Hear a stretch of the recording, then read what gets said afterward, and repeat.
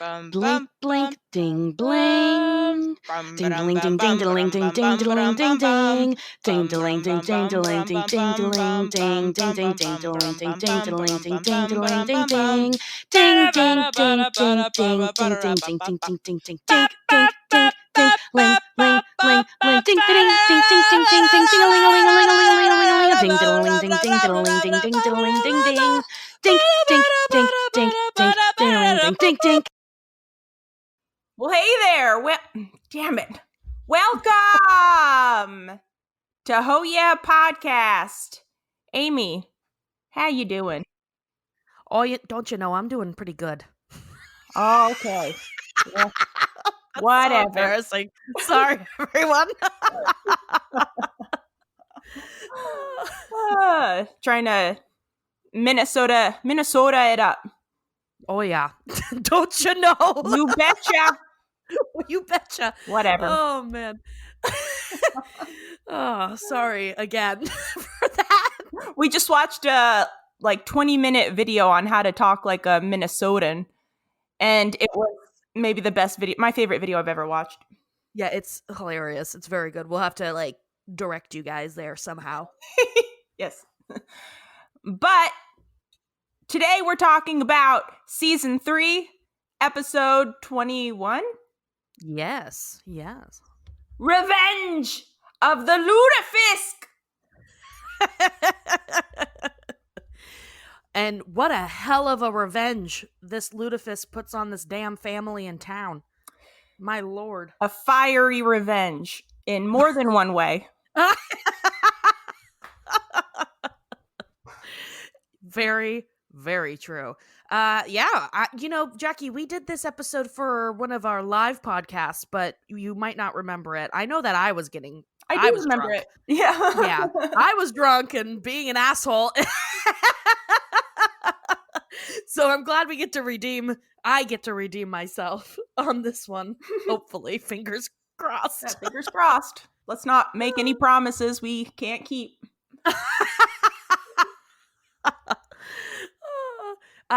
So I don't know. Whatever. Babby. Anyway.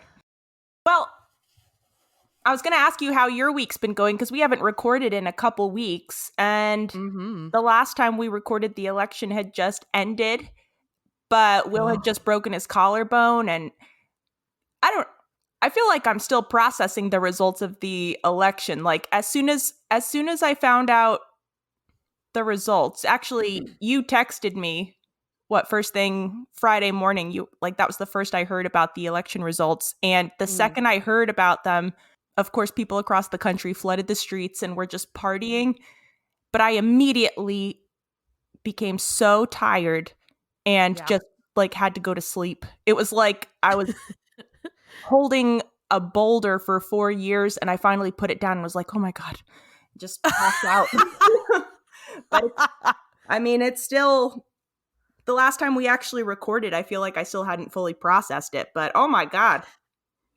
Oh yeah, no, the last time that we recorded, I was still recovering from partying Saturday. Which was the day that we had found out. I mean, we talked about it, Jackie. You said that, you had said that there seems to be two different reactions. Either you just wanted to party really, really hard, or you wanted to go to fucking sleep. Yeah. You just felt like an emotional release, and it was like, all right, time to go to bed. Of course, I had the opposite reaction to you. I was like, party! I can't even. I was just laughing and laughing to myself. I was dancing around in my apartment. I ran to Publix practically. I was laughing just to myself under my mask in Publix, just just carrying 4 bottles of champagne,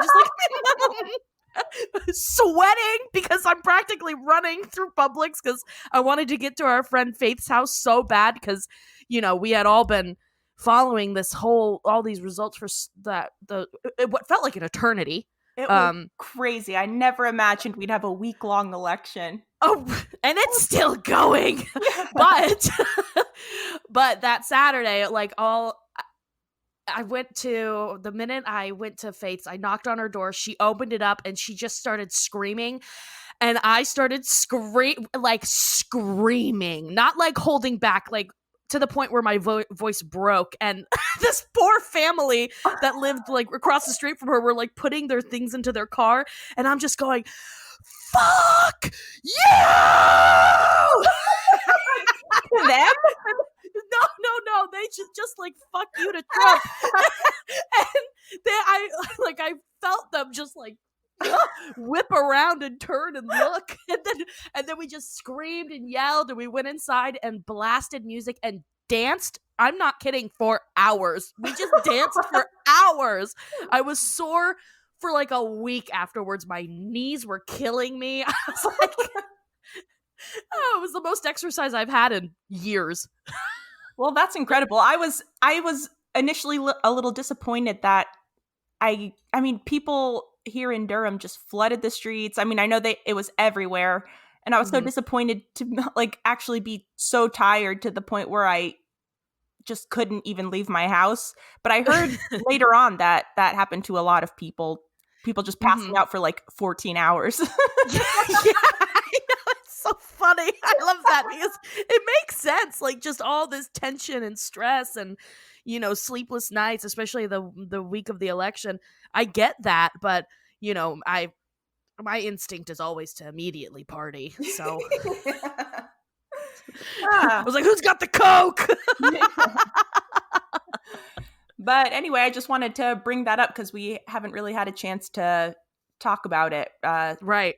Being that it's been a while since we recorded, and it was right after it happened, and yes. So yes, it's been a hell of a month. That's for dang sure. It's been a hell of a year. I mean, it's yes. We all know. One hell of a year. Yeah. Fuck me.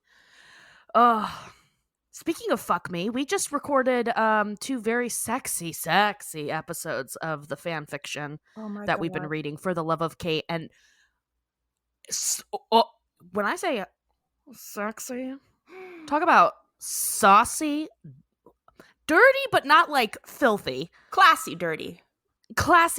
Ooh, it really, I don't know how English Fire does it, but it's somehow very subtle and classy, I guess, but you have a full picture painted in your mind of what is happening and what is being poked for and sure and tweaked and oh, it's been good, and we have one episode left to record. Oh yeah, I think we're gonna do something special for it. I think we're gonna we're not totally sure yet, but the Patreon, get ready. It's gonna maybe we'll do a live reading and make everyone look at us. No. I might actually start crying. I might actually come. Are you looking? Don't look away. Do not break eye contact with me, I swear to God. Keep looking.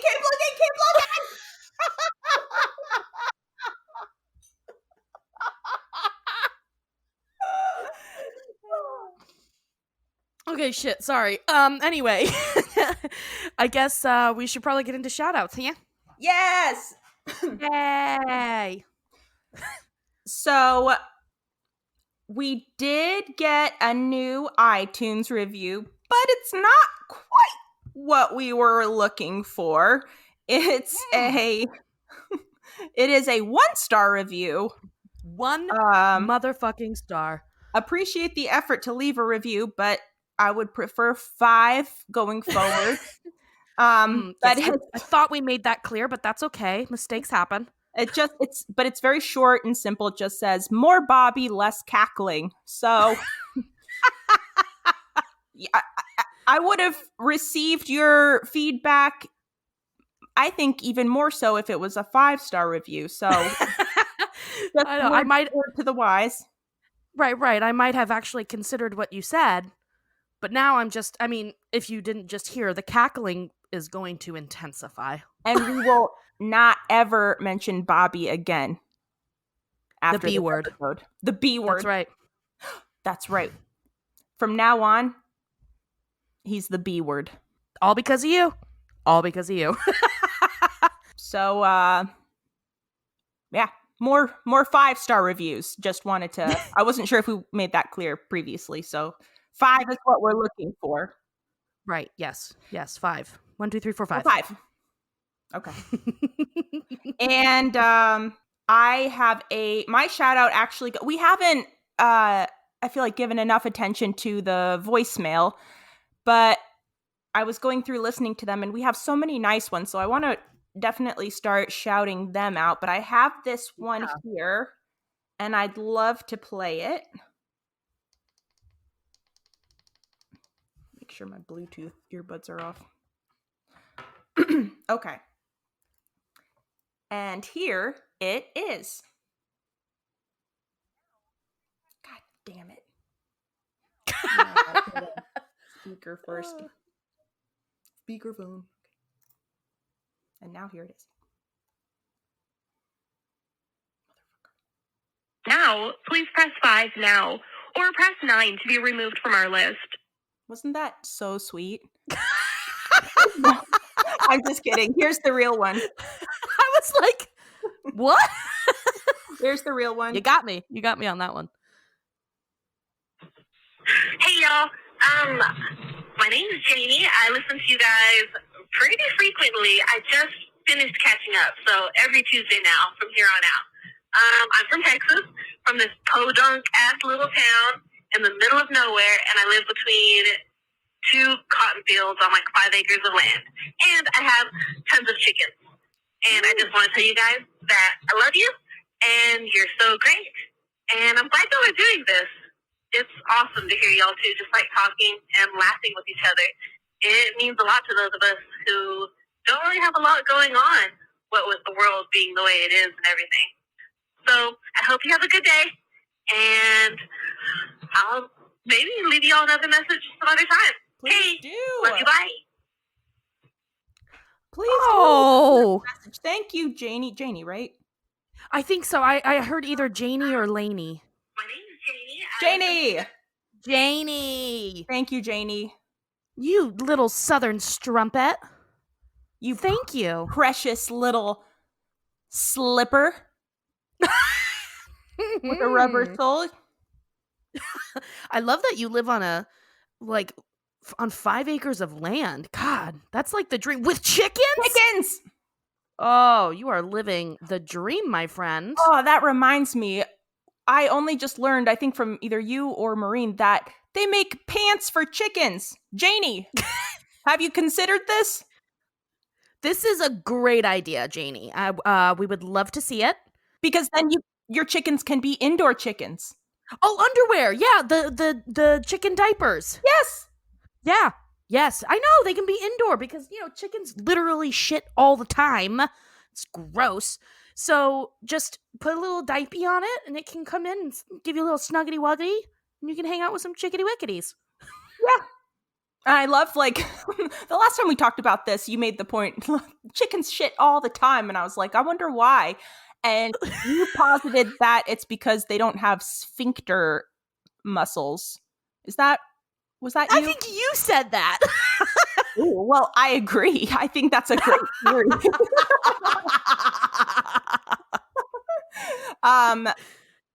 You know what? Maybe I can ask the Oracle. I'll send him a message and hopefully he gets back to you. Dude, no context. Do chickens have sphincters? That's my shout out. Thank you again, Janie. Please send us pictures of your chickens if you ever get the chance. And we're glad that you can hang out with us and we can hang out with you. And especially during this time when people don't get a lot of interaction and it only seems to be going down now, the winter. Yeah, no kidding. It's getting way worse. I can't wait until I can actually, we can hang out with you guys in person. I mean, oh my God, I'm dying. I want so badly. I want to do the tour of Texas so bad. And anywhere. I'll go anywhere. Just let me know where you are and I'll come hang out with you. Just let me sleep on your couch or something. Bring your chickens. Bring your chickens. All right. You know what, Jackie? I have a voicemail shout out too. Ooh. I know. Whoa. Yeah. So let's get into that one. So it is a little bit late. They had a quote from Dogdale Afternoon, but oh well. Sorry. So here we go. I'm gonna whatever. Whatever. All right, I'm gonna go ahead and play it now. Are you ready? Yes. You don't look ready. Look at me. I'm asking the oracle about chicken buttholes, okay? But I'm listening. Okay, here we go. Hello, Jackie and Amy. I'm a big fan of the podcast, have been since like day 1 or episode 2 maybe. I've always loved King of the Hill. Maybe since I'm a patron and I get to do an interview, I'll get to share my story about that. But I wanted to share with the upcoming episode of Dogdale Afternoon. My favorite quote from the entire series is in this. And it's Dale saying, "The Cubans took my mower." And Hank responding, "Dang it, Dale, there are no Cubans. If there are no Cubans, how do you explain Desi Arnaz?" Thank you guys. Love you both. And if you guys play this on air, if anyone else is listening and not a patron, sign up because they send you free stuff all the time and you effectively become a producer. Love you guys and thank you for all you do. Hello. Best voicemail. Thank you. Thank you so much. And it's so true. I was just thinking about that. Like, should we start doing commercials for the Patreons? Because they make this podcast possible. Just like this episode is brought to you by Steve. That's a great idea. I love that. Thank you so much for that voicemail and also excellent Hank impression. Yes, and Dale. But the Hank was like on point. That was really good. Oh, send us voicemails, everyone. Leave us a voicemail sometime. We won't answer. It'll go straight to voicemail. So you're not going to have to actually talk to us. And the phone number is 386 530 38. Wait, now I'm not sure. 76. That's it. We don't want them calling, God forbid, some poor asshole. Yeah. 386 530 3876. But with that perfectly worded voicemail, it's gonna bring us right into our Patreon shout outs, huh? Yes. And we have one patron. Yes. Yeah. Did we say their name at the same time? Yes, of course. Okay. One, 2, 3. Danny G. Dub. Welcome, Danny. Welcome. Whichever one you are, you both have incredible masks on, and you have what looks like a French bulldog, which is awesome. Beautiful, beautiful blue hair. Very cool. You definitely make it into the Patreon. You guys look like you're cool. I know. What's up with that mask? It's like square and pink. It looks like it's got fringe. Oh! Yeah. How cool is that? Very cool. What a great idea. Mm-hmm. Thank you for joining us, Danny. Thank you so much for joining us. Could not be more happy to have you. Can't wait for you to join us for the watch party. Blue hair tips, because I'm working on blue hair myself, and of course I don't know what I'm doing. I'm just dyeing my scalp. That's it. I've seen it. She really actually is. Fully blue. But not the hair. Not the hair. Just the scalp. Okay, let me just take a quick tinky, and then we can get into the epi. All right. Season 3, episode 21, Revenge of the Lutefisk. Air date, April 20, 420! Blaze it! Light one! I don't know. Sorry. I don't know anymore. So 420, 1999. Me. Okay. The pastor of the Hills Church, Reverend Thomason, is retiring. He shocks the living shit out of the entire congregation by announcing who the next reverend is. And it is a woman. Everyone's mouth is wide open. They cannot fucking believe. Reverend Karen Stroup. The next Saturday, there is an introductory potluck at the church to welcome Reverend Stroup. And everybody is, Peggy meets her and says, "Hi, how are you? I'm the famous Peggy Hill. I'm sure you've heard of me. Here's my famous Frito pie." Which then leads Reverend Stroup to introduce her own famous meal, which is Lutefisk, which is gelatinous fish bones or something. Oh, it actually makes my stomach churn just even saying that. I know, it's so fucked up. How could they? What sicko was just like, we'll turn the bones into jelly. And then we'll call it a delicacy. It'll ruin everyone's night. All right. So naturally, this disgusts Peggy. Bobby is there as well. He sees this. At first, he's like, "Ew, God, that smells bad." Yeah. But Bobby's a curious boy, and he eats trash, apparently, and he takes a bite out of it and is like immediately like, "Oh my God, this is the best thing I've ever eaten." And he takes it underneath the table and gobbles it up like a little food monster. Yeah, a little food monster. He's such a man. Ooh, so hungry. Mm. Meanwhile, Peggy is introducing Reverend Stroup to Hank. Hank's kind of like, "Well, I hope you don't go too long with this sermon because my VCR doesn't work." And Reverend Stroup kind of wins Hank over by being like, "Well, I also am a big Vikings fan. I'm from Minnesota, so naturally I love the Vikings." She says to Hank, "Hey, do you like fish?" And he's like, "You're goddamn right I do." So she says, let me show you. I want you to try my infamous, delicious Lutefisk. And she goes to bring him over there to take it. And at this point, Bobby has gobbled it all up. He's eaten every last bite. He's freaking out because, everyone thinks, "Oh, somebody stole the Lutefisk." Reverend Stroup is like, "Who could possibly have done this to me? Why? Why would somebody take my fish jelly bone jelly, and take it away? This is an attack on me." So Bobby's freaking out. He tosses the casserole dish in the trash just to kind of get rid of the evidence.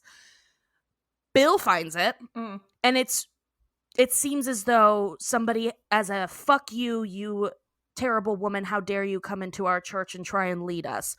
That's what it seems like to Reverend Stroup. She's like, "This is a personal attack." Yeah, it seems very pointed. Even though there was no Lutefisk in the trash, it was just the bowl, but... Right. But, we know that Bobby is the one who ate it, but if you didn't know that, I could see how it would be like, why would somebody just throw away her casserole, right? Yeah, and she and we, the viewers, have kind of been primed to just seeing the reactions from the people hearing that it was a woman, and then I think Reverend Stroup even says something to Peggy and Hank just about, female ministers don't last very long down here. Right. So I love that line though from Hank. "Yeah, it does get pretty hot in the summer." Yeah. Jesus Christ. I know. But yeah, so by this point we've just this atmosphere has been set up where maybe she's expecting to be attacked. So Bobby, he is too ashamed to admit that he scarfed down this entire casserole of jelly, bone jelly. Also that, he's like, "Oh God, now she thinks that people are out to get her." So he's scared, he feels guilty, he's ashamed. The following day at church, Bobby's stomach is killing him because he scarfed down an entire casserole of bones. So he, tells, oh, I left my shoe in the car. I gotta run. So he runs to the bathroom to, just destroy it. Meanwhile, Bobby's in there losing all of his internal organs. And Cotton arrives on the scene from Houston because Dale faxed him over the information that there is a whole woman reverend. I know. So Cotton came by to wreak havoc. Yeah, to just be a dick.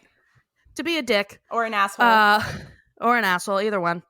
Reverend Stroup, she's kind of finishing up her sermon, and she asks everybody to get up and hug the neighbor next to you, which, ugh, yeah, God. And Cotton loudly voices his objection to having anybody touch him, and also that there is a female reverend in the church. He tries to cite some sort of scripture about men. Ugh, who knows? About women shouldn't be in the seen church and not heard. I don't know what. Yeah, something like that. Something disgusting. Yeah. Bill comes to the defense of Reverend Stroup only in the sense of how do not run away this single woman. Yeah, do not do this to her because there's a chance I might not have a chance with her then. No, it's not chivalry. It's nothing of the sort. Yeah. It's just him trying to get it in. Yeah. So Cotton's kind of all right, fuck off. I'm going to go to the one part of this church that's still men's only. Ugh. And goes to go into the bathroom where Bobby, again, is destroying it. He's stuck in the stall, and Cotton is like, oh my God. Yeah. Overwhelmed by the stench. He lights a match in an attempt to cover up the odor, but it's not working. It's too powerful. No, yeah. So he drops the matchbook and the match and heads out. Bobby, finally finishes. He goes out, he locks the door so nobody can come in again. Ugh. He goes to wash up, but he one of the most terrifying things that could ever happen happens to Bobby. And somebody is just jiggling the doorknob, pounding on the door. Is someone in there? Well, someone I desperately trying to get in. I was going to say there's nothing worse than I think it's such a vulnerable position to be in when you have to use the facilities that badly. You have to make that badly that you have to go into a public restroom, which is bad enough. And it's a multi-stall restroom. And then somebody, you're in the middle of it, and then somebody walks in. And from the time they enter until the time they leave, I freeze. I can't do anything. Barely even breathing. It's all I'm half tempted to pull my feet up above the floor. I just want to disappear. I'm just so scared, and I can't imagine how creepy it is knowing somebody else is in there with you, but there's no sound. It's just silence. Well, but I can't. It's honestly one of the most terrifying things when you are destroying a bathroom, a public restroom. You have the door locked and somebody dares to knock on it or pull the door handle, and it's always aggressive. It's never a gentle tap of the door to see if it's locked. It's in the show, grabbing it, jiggling it, what's wrong with this door handle? Why can't I get it open? Yeah, because it's locked, you fuck. So I was like, I would rather somebody break into my house while I'm in there than try to fucking no, don't say than that. try to get into the bathroom while I'm taking a monster D. Oh my God. What's gonna happen is I'm gonna be taking a dump and somebody's gonna try to break into my house while that's happening. Yeah. It was terrifying to do something like that at work, especially, or school, because I'm just terrified that somebody's gonna recognize my shoes and they're gonna remember whatever smell there might be, and they're gonna be like, it was you. Oh God. All right, so Bobby naturally panics, lights a match. He's trying to get rid of the smell. He's just like, oh my God, I gotta get out of here. He fucking throws the still kind of lit match into the trash can that's full of paper towels. And he climbs through the window, which I just love. Climbs through the window, runs back to the main church part. The big room with Jesus? The big room. Yes, the Jesus room. And the pews. Sits down in the pews and tries to act like nothing happens. All of a sudden, Hank's like, what's that smell? And Bobby's like, nothing. Thinking that he brought his poop stench back with him. And it's like, oh shit, that's a fire. Next thing we see, everybody's running out, panicking.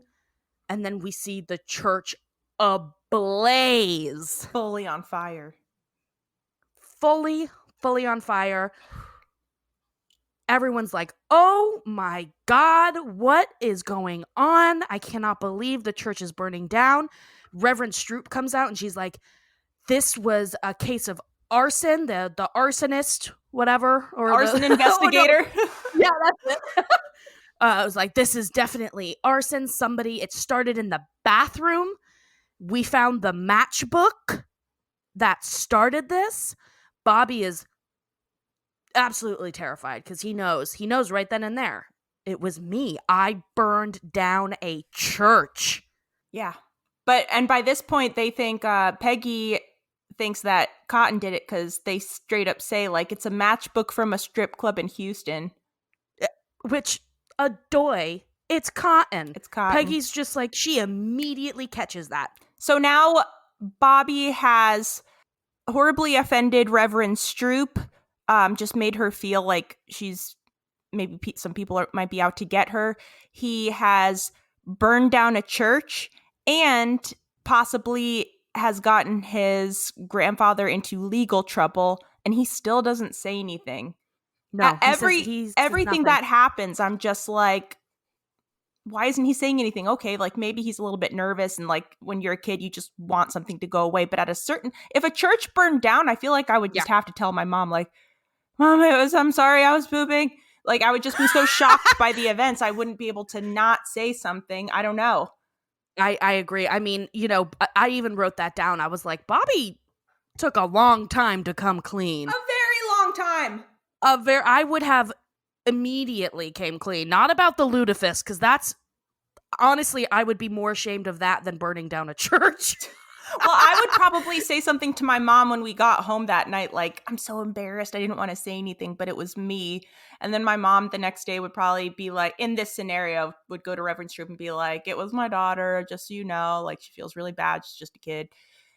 But anything after that, I would definitely say so. I mean, he just had like has one-on-one interactions with so many people that are affected in some horrible way by this, like the events Bobby triggers. Mm-hmm. And not once does he like say, all right, enough. I mean, I guess he does at the end, but it's still like a while. It does take a long time. He even tries to run away. But, with that said, he's getting hit with, like, guilt trips on all sides, like, being terrified. I think he's probably just terrified because, they're talking about being arrested. They're talking about, Hank's like, I know you can disown a child, So he's getting hit with a lot here. Yeah, that's another thing that adds to Bobby's guilt pile is Bobby, okay, he burned down the church. Okay. His grandfather might be, it might be pinned on him. And he's still not willing to say anything, but he says something to Hank like, but you still love him or something. And then Hank is just like, well, I don't know. Is there a way to disown, give up your parent for adoption or something? And this adds to Bobby's guilt, but he still doesn't say anything. Like, what the fuck, Bobby? Sorry, now that I'm talking about it, I'm getting worked up, but it's confusing. Cotton realizes that they're gonna pin this on him. I mean, he's no idiot. He's like, they found my girly matches. I was in the bathroom. He's like, it wasn't me.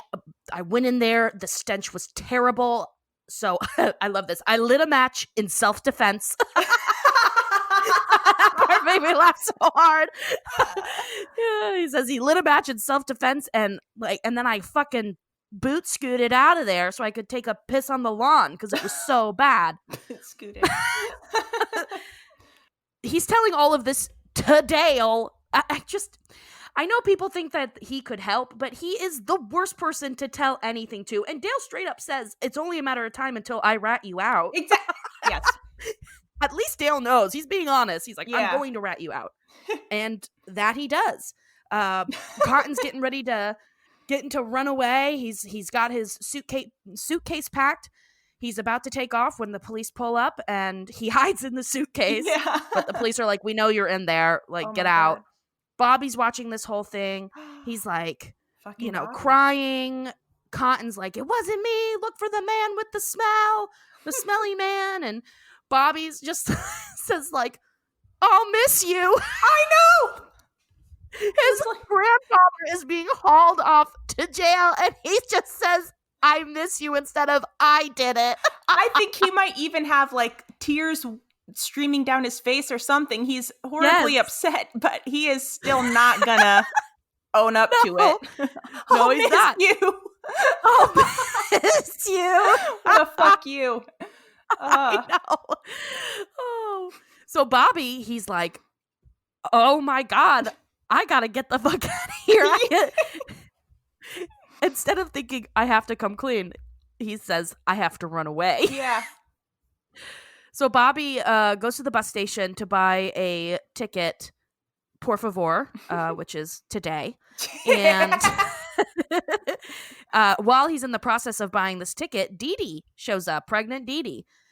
She's like, Bobby, what are you doing here? And he's like, oh, who knows what he says. But, they discuss Cotton. Dee Dee is there to like, he says, are you here to bail him out? And she's like, bail him out? He burned down a church.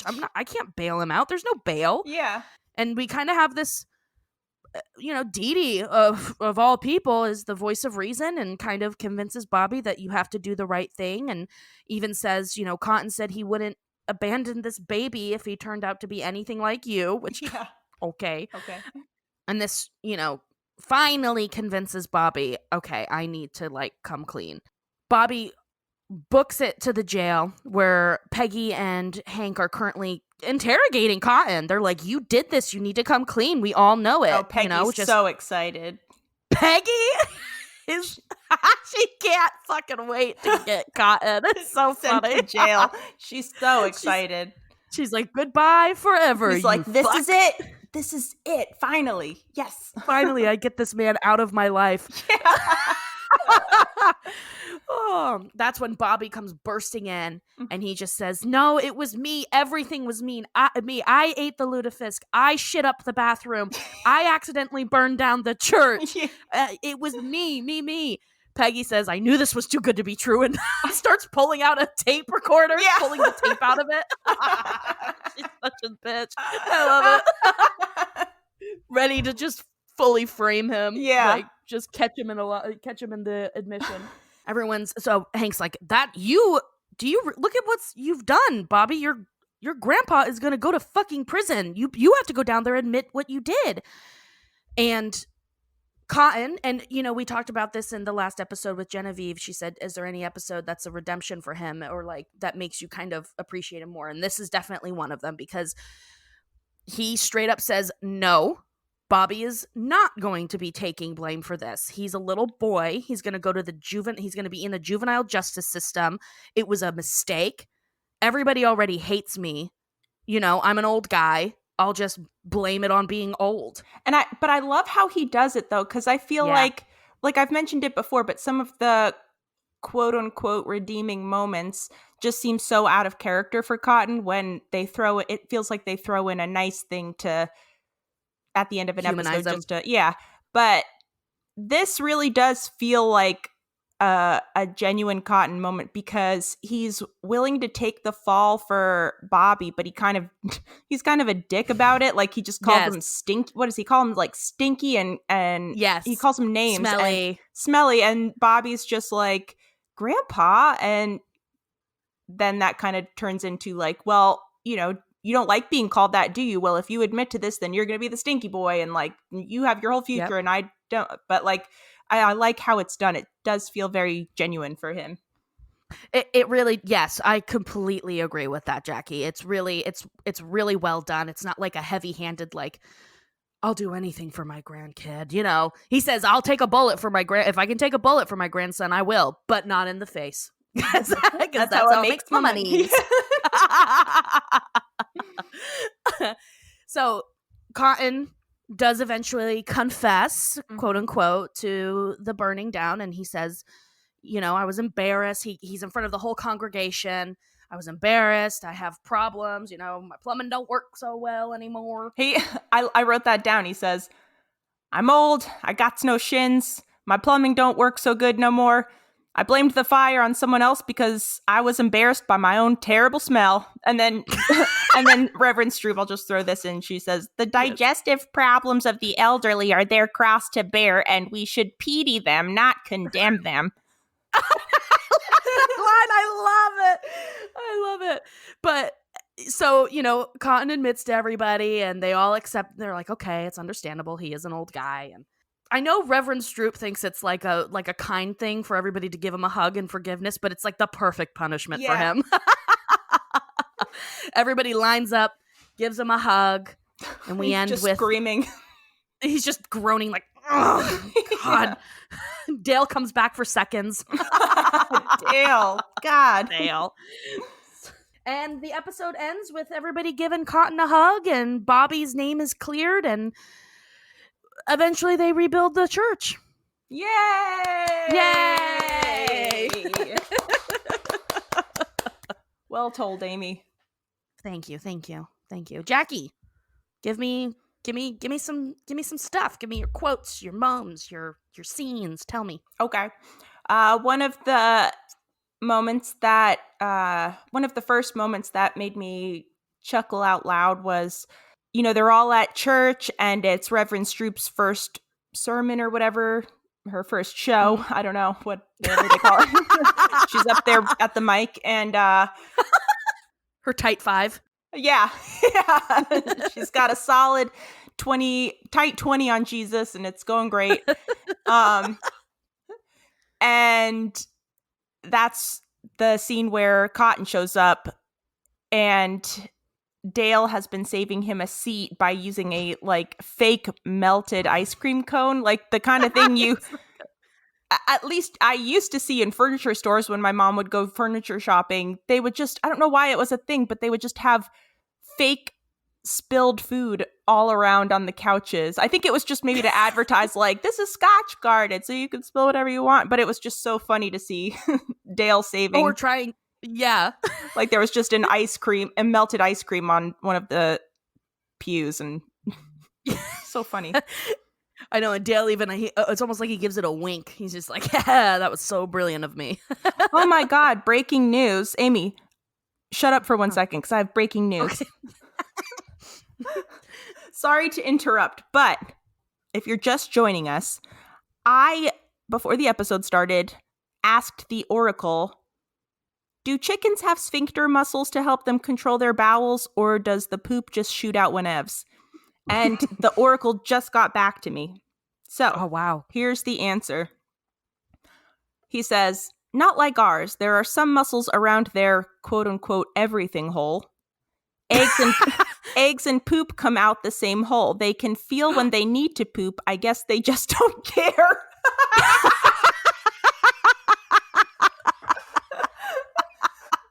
So there you have it. Wow. What? Thank you, the Oracle. Thank you, the Oracle. Very informative. They're everything all. That's what I'm going to call my vagina. They can feel when they need to poop. They just don't care. To live with such abandon. Could you imagine the freedom? I know. Oh, that was great. That was great. All right. Sorry for the interruption. Oh, no. Anyway, melted ice cream cones are funny. The next thing I had written down was a quote by Reverend Stroup, and it's after the church is burned down, and she says, you know, she's empowering the congregation and trying to lift everyone's spirits, and she was just saying, you can burn down our church, but you can't burn down our faith. Our faith is the kind of stuff children's pajamas should be made of. And that just made me And then the next thing I wrote down was the conversation between Dee Dee and Bobby. So Bobby runs into Dee Dee at the bus station, and they're talking, and that's the part where Bobby's like, "Are you here to bail him out?" And Dee Dee's like, "Bail him out? Cotton burned down a church." And she says, "Now our baby will grow up without a father. Not your and my baby, Cotton's and my baby." Just so Bobby's not confused. And he says, Right. "I feel so bad. It was an accident. I know it was an accident. Why can't they just leave him alone and forget about it?" And Dee Dee says, "This baby was an accident too, but if I forgot about it, it would never get born. I think you have to be responsible for your accidents. Cotton thinks so too. At least he stopped saying he didn't." And that's great. And then Bobby says, "Really? Like, so now he's starting to think like, that's what my grandpa says, or stopped saying the opposite. Maybe that means I should take responsibility." And so he's like, "Really?" And Dee Dee's like, "He says if the baby turns out as good as you, Bobby, that he will not abandon it." Heartwarming. Oh. So good Dee Dee moment. And let's see, I already told about the guts, no shins, but plumbing don't work so good. The last thing I have written down is between just that part between Bobby and Peggy at the end where the truth has come out. So Bobby feels a lot better. So he's like maybe wanting to come clean about other stuff. And he says, "Mom, as long as we're confessing, remember when Grandpa broke the arm of your Boggle trophy because he was playing soccer in the house?" And Peggy's just like, "I will never forgive him for that." And Bobby says, "It was me." And she says, "I forgive you." I know. So cute. So cute. But that's about everything. Because Cotton was playing. Yeah, I love Cotton playing soccer. I know. But Peggy, I'm sure, was just always willing to believe something terrible about Cotton. So Absolutely. She probably knew it was Bobby, and then she was just like, "But I hate Cotton, so I'm just gonna go with it." Yeah. But what about you, Amy? We went through a lot of the ones that I really wrote down. So That one I of really the only wrote down. that I Sorry. I'm sorry. I'm muting you. Okay. That's fair. One of the things I wrote down was I kind of skipped over this whole little part where, they're discussing how the church burned down, and then Bobby's feeling so guilty he can't eat, and he like runs off crying from the table. Yes. And Peggy says, "Our sweet, sweet little sensitive boy, he feels things so deeply, like a poet." Yeah. And you just see Hank with this massive frown. He just has this classic frowny face. And she goes, "A cowboy poet." Yeah. and he relaxes. Yeah. I know I forgot to talk about the part where, when Reverend Stroup is doing that thing, "Our faith can't be burned," or whatever, is they're doing an interfaith congregation, and she calls up Bobby because she's like, "Yeah, it's causing this little boy not to eat," and he faints. Oh, and yeah. The guilt is just, it's eating away at him, and he still says nothing. He literally faints. Yeah. But does not confess. Oh, and I did want to point out that it is terrifying that Dale apparently has secret cameras in all of his friends' houses. Yeah, I can't imagine what he sees. But if he looks into everyone else's house, he doesn't have to look into his own, right? Girl, you've never been wrong. You know it. Just watch Bill iron his filthy, filthy tank top. Oh my God. Just watch squirrels eat chips off of his chest. Was that this episode, or did we watch that in the watch party? I don't remember that. There was a scene where Bill's passed out in his bedroom. There are chips on his chest, and a squirrel scoots in. And I think it might have been from a watch party episode. But yeah, I can't imagine what Dale sees going on in Bill's house. It's all very, very sad. Yeah. Yes, it's incredibly sad. And so that was pretty much the only other thing that I had besides what we already talked about. Awesome. Well, should we get into listener comments? Yet. Do we have a song? Oh, we sure do. You know what? We sure do. Okay. So here is our new listener comment song. It is from Sean R. again. Oh, And it says, well, hello, Amy and Jackie. okay. Thanks so much for being fun, silly, bright spots when it's sorely needed. As fun as sending you my perfect strangers and rap songs were, as a 90s kid, Family Matters was also my jam. So this song has been the most fun. Sean, you're hitting every nail on every head, man. And he also says, what did we do to deserve the theme songs of Jesse Frederick? Continuing to listen for the rest of my life, Sean, a.k.a. Arbitrary and Delicious. Yes. P.S. The silly username is a play on my being a lawyer who bakes a lot. Ooh. Oh my God. Right on. All right, here we go. You ready? Yes. It's a rare situation in this day and age to hear any podcasts that leap off the page.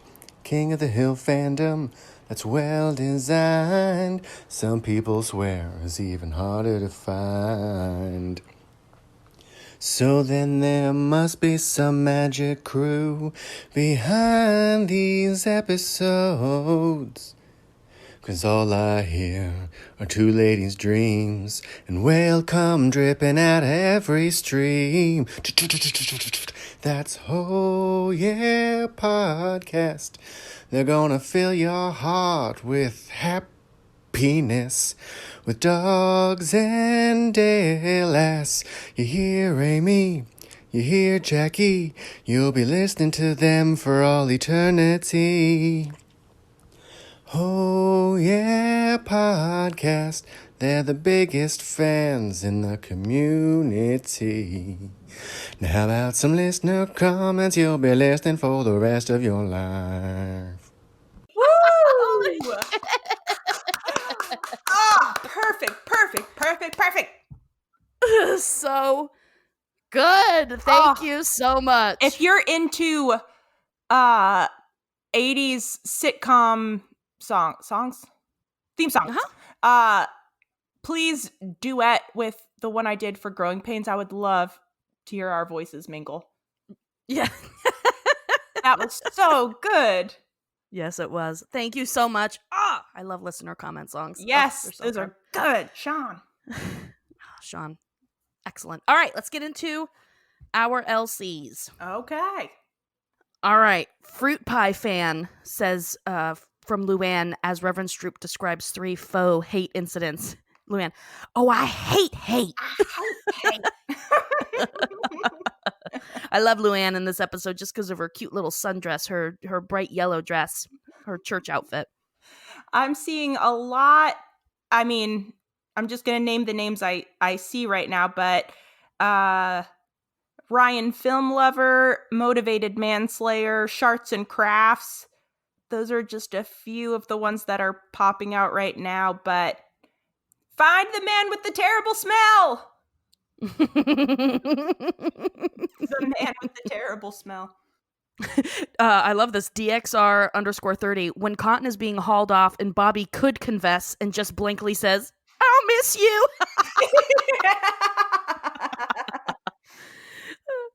Divine Honey Muse, trying to imagine Dale in the kitchen baking lemon bars. He does bring them for dessert. Yeah. Well, one trivia question down. Great. Okay. This quote, by Arbitrary and Delicious. And I meant to write it down and forgot, but it's a quote by Peggy after the fire. And I read in the paper that the flames were so hot, they literally burned the wood. Ooh, okay. So Bellflowers says mine is too long. I slid into the DMs. Okay. Thank you for telling us. Where are you at, Bellflowers? Where are you at?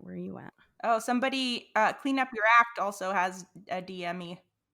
Awesome. All right. So this is from Bellflowers. I've loved King of the Hill since I was a kid, but on my millionth rewatch last year, this became my favorite episode. I go to Harvard Divinity School, and Dale's line about our secret laboratory in the basement to ordain women surgically made me lose my shit. Campus has undergone major renovations in the last year and a half, and I like to believe we're updating our lab. As Harvard's smallest and often forgotten graduate school, love that we have some representation in one of my favorite shows of all time. I want to know more about this lab. I didn't even know. divinity school was a thing. What? No, I knew that, but I mean, We're just born. yeah, or knighted. They come Isn't out that of acorns. Doesn't the queen like knight them, and that's how they become ministers? I think I don't know. I was gonna say really vulgar, and no, I'm not gonna say it now. You should. No. It had just something to do about the queen and queefing.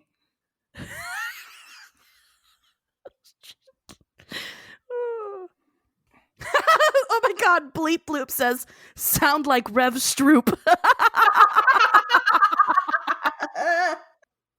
Coco Bug says, I want to try Lutefisk. Why? Why? Explain. Explain yourself. Do you like having fiery, hot, horrible diarrhea? Do you hate churches?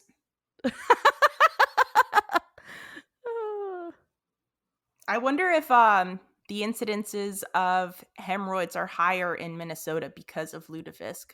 That is a statistic I would like to see. Unless their systems are just so used to it. I suppose I could ask the Oracle again. You could. Nurs and Embers also says, I wonder if real Minnesotans eat Lutefisk. If you're a Minnesotan, let us know. Have you ever had it? Is it actually good? And are we being incredibly rude? I mean, I know we're being incredibly rude, but I love this one from Fruit Pie Fan from the male pastor says, so I told that state trooper, ignorance of the Lord is no excuse either. I missed that. So good. I love this. They're right next to each other. And Diorama 19 and A Million Little Carters. I would take a bullet for my grandson, just not in the face. That's how I make my livings. A Million Little Carters also says, leave it to a woman to turn God's house into a love shack. I finally found Clean Up Your Acts message, and they say the insert pronoun here. The man with the terrible smell has 100% become my most quoted line from this show. It works on so many levels. The dog with the terrible smell, the lake with the terrible smell, etc. Excellent. I love that. That's great. That's funny. After this is a quote by Hank. After I think Cotton's been arrested, Hank's looking out of his front or his kitchen window, and he's just like, "Ugh, it's a circus out there." And it cuts to what he's seeing outside the window, and it's just Bill and Dale and Boomhauer, the only ones standing outside. I know. Bread Chef also mentioned that scene. K_Thorns. It was a vengeful stink. SVNX6. I've had moments like Bobby's little under the table moments. Fish is a hell of a dish to me. Oh. You're stinky. Yeah. You're the stinky man. SVNX6. Everyone, SVNX6 is smelly. I'm just joking. I love it. Hey, we're pretty smelly too. Oh, for sure. Very much so. I can smell my pits right now. That's a vengeful stink. Yeah. When you can smell yourself, that's when you know it's bad. Yeah. Well, on that note, are we done? Yeah, we're done. Great listener comments, everyone. Thank you. All right. So I have a little surprise for you for trivia today, Jackie. Okay. Just so you know, Jackie, I guess Naomi Omio sent a message. I don't know if you saw it, and it was like, I have a bunch of trivia questions for Amy to ask Jackie. Ooh. So what? Now, she gave me these trivia questions to ask you. Did I get any?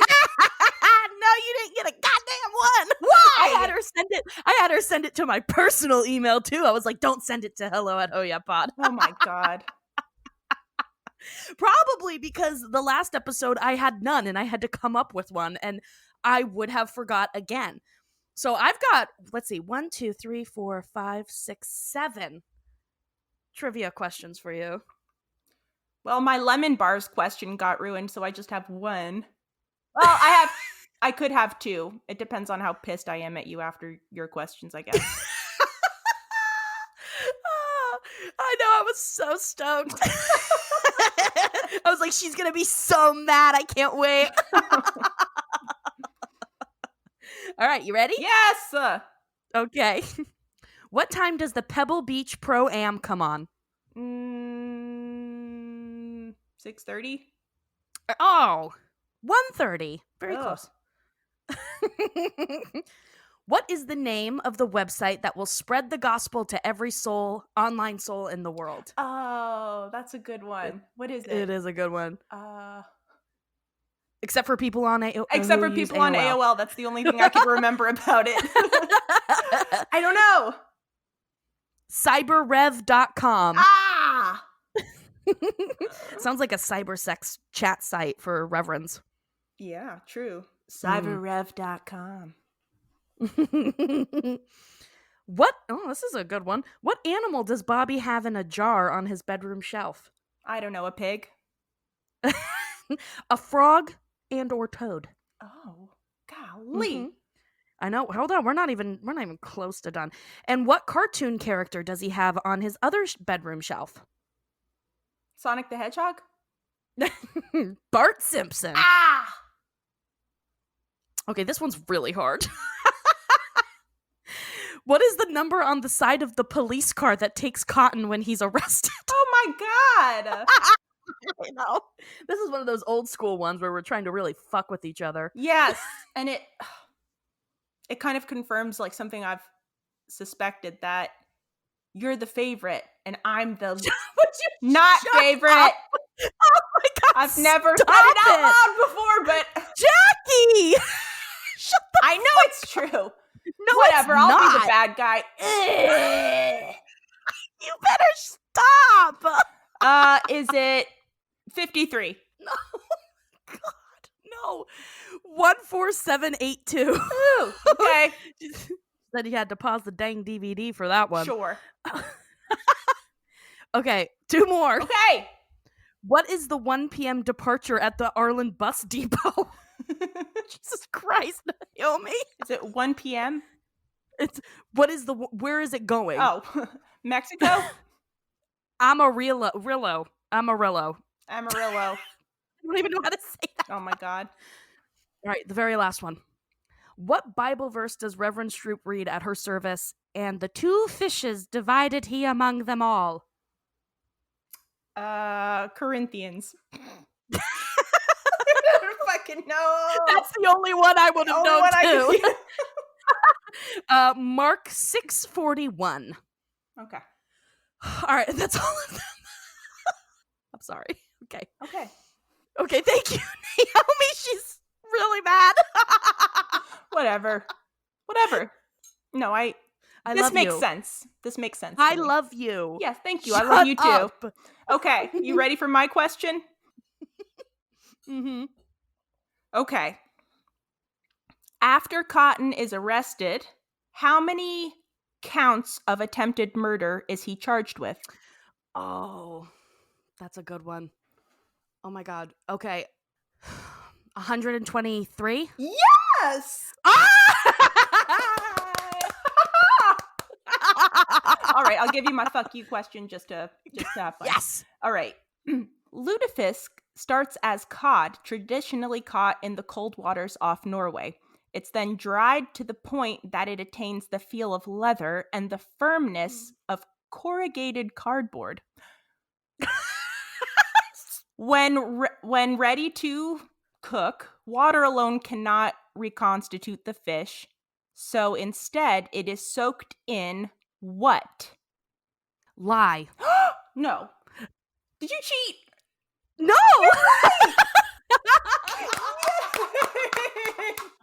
Lie. I knew I was gonna say like gasoline or something terrible because I knew it was something crazy.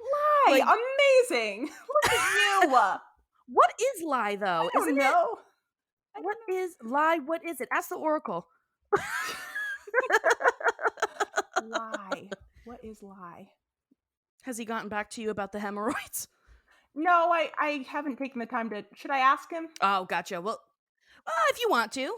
If not, no worries. But if you do, then we'll just update everybody on the next episode about Minnesotans' hemorrhoid conditions. Sounds good. Okay, lye is a metal hydroxide traditionally obtained by leaching wood ashes or a strong alkali, which is highly soluble in water, producing caustic base solutions. Oh my god. And you can eat this? It seems like you shouldn't be able to. Lye can burn the skin and damage the eyes in the dry or wet form. It also releases fumes when mixed with water that can harm the lungs. If swallowed, lye will burn the esophagus and cause death. Can cause death. Children and pets should not be around lye. What the hell? No wonder Bobby Bobby's insides survived were a ruined. poisoning. Yeah. I know. What does lye do to dead bodies? Okay, because that's what I thought. I thought, like, people used lye to dissolve bodies. Well, I guess like, that's if how they dissolve the murdered someone. bones. Oh. What's the difference between food grade lye and regular lye? Okay. Oh, okay. Food grade has a lower parts per million of heavy metal impurities. So there you go. Okay. Whatever. So instead of ripping your insides to shreds and killing you, it just makes you shit out all of your internal organs. Got it. Yeah. Like if you sat on a pool drain while it was like opened. You know? Yep, I do know. Yeah. That's never happened to me, but I am 100% confident I know that feeling. I know what that would feel like.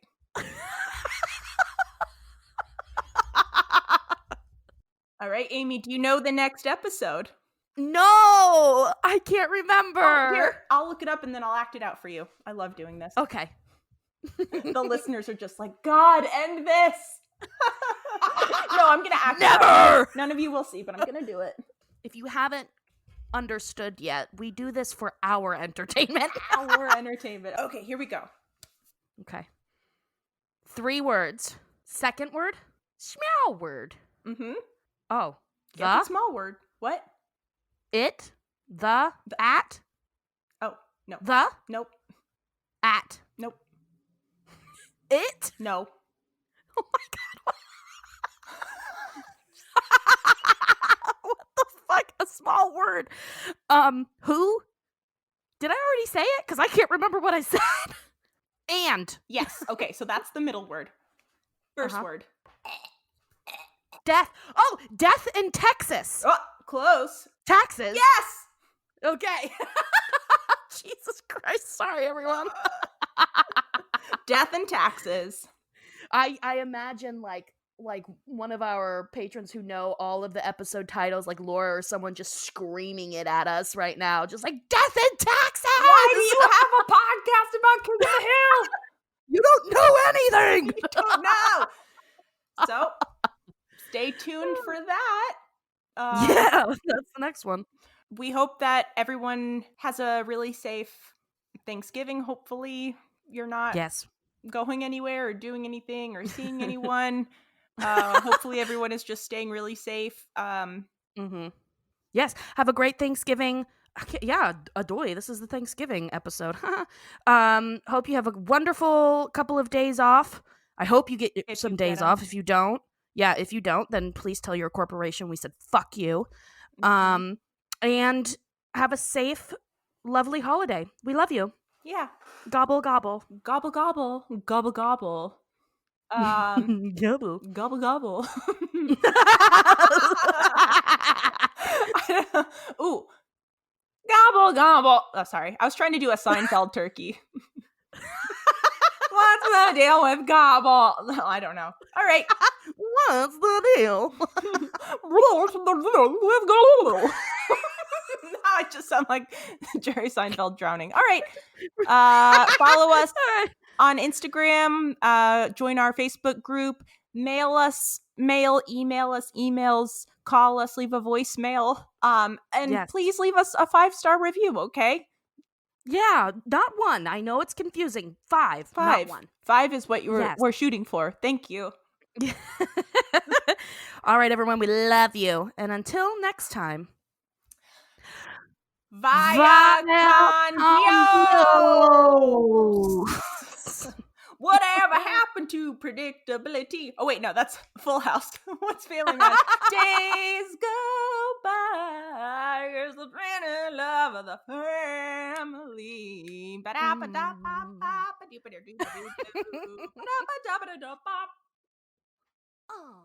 All right, I gotta go put on deodorant.